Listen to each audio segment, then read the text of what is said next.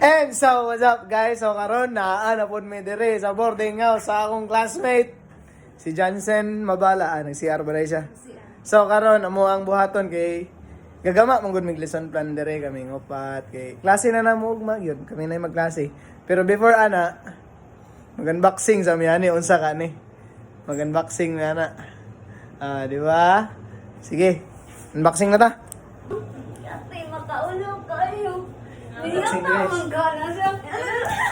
Ano sa sasado ko? Uy, ano yung mga? Ang dala sa ito. Ano sa rin eh?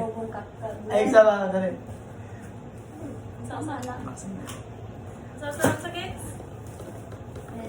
That's very expensive seafood. Exotic. Unsa? Seafood! Usa ni mo po nyo ng bulan, dahil nagikan, dagat na.